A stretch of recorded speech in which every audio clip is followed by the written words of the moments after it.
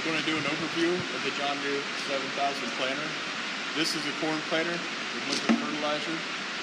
These are the tanks. Full port here. Single disc. Fertilizer openers with a knife in the back. These are pretty low maintenance. They got a wheel bearing, like a taper bearing inside of them. One greaser. Not a lot of problems out of them. Just check your blade wear.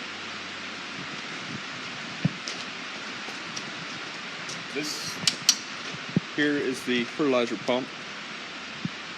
It's a roller pump driven off the chain. I slowed mine down to run about 10 gallons an acre, but I have noticed, like normally this hose bee is off for cleanup.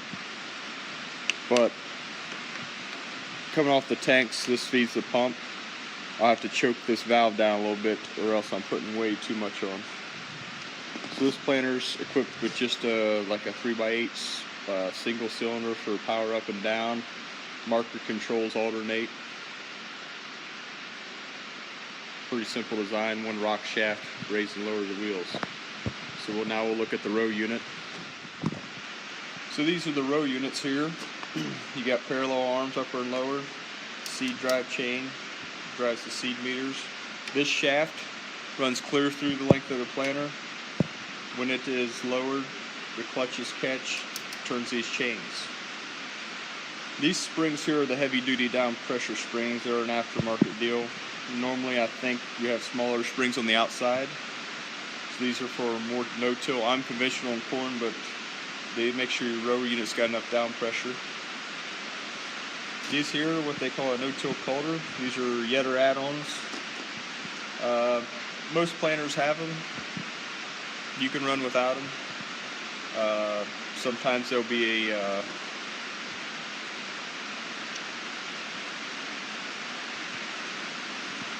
row cleaner wheels also with them. This one doesn't have them. You can run either these, row cleaners, or both.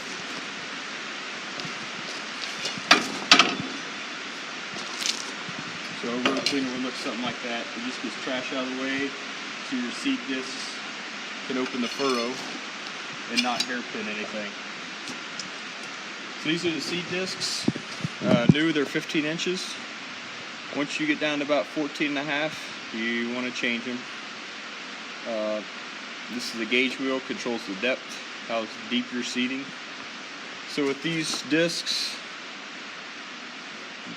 they got machine washers, they call them shims. So you want it tight here. If you put a business card here and here, they say 2 to 3 fingers of contact between the business cards. Inside of there is the seed tube, and also with the seed tube is the sensor. Coming up here,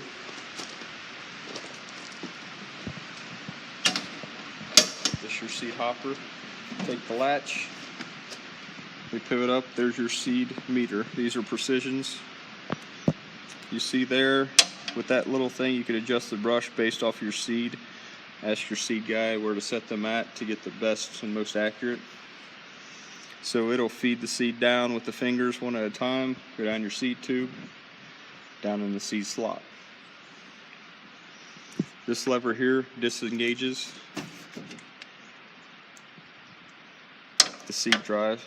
So when you stick that in, it engages on here and turns the meter.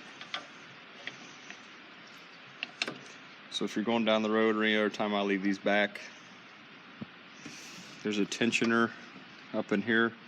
Keep your chains tight. There's a spring up front that does that for you, with some plastic idlers.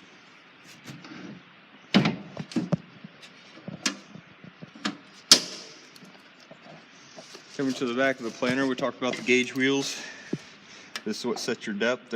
It's up on the stop now. These little T handles are what set your depth. You pull them up, slide them forward or back to adjust seeding depth. These are the rockers that stop the seed, or the gauge wheel arms. These need greased a lot. You always want to check for side-to-side play.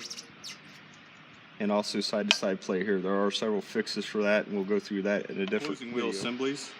You got this tail and the wheels itself that close the furrow. These are rubber wheels. You always want to check for side-to-side play on them. There's a bushing in here, which we're going to go over in a separate video, and these ears wear if you let the bushing go too long. I put chains on these planters. I don't know if it helps. You know, I'm a conventional. I'm going to try a test here in a couple years with different style closing wheels with and without chains. And there's also a spring in here, and you tighten this bolt to adjust that down pressure tension. Going back to the parallel arms, that's something else too, depending on, again, how many acres, whether you're conventional or not. There's bushings in here. They need serviced and or replaced. When I say serviced, just check them, and because they will wear. So this is the ground drive coming off the wheel.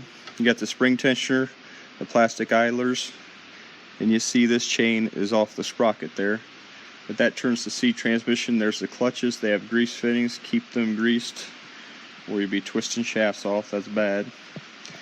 The other grease fittings are here on the gauge wheels, and both the no-till coulter and the fertilizer coulters. Other than that, there's not a lot of grease other than the rock shaft where it pivots. So this is the seed drive transmission. Your manual will show you based off, this is a 6-row 30-inch.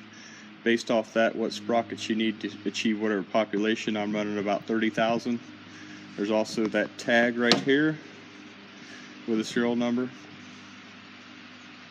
And all these shafts for the fertilizer and the seed transmission have bearings that need to be checked. Make sure there's no play in those. And that's about it when looking at a 7000.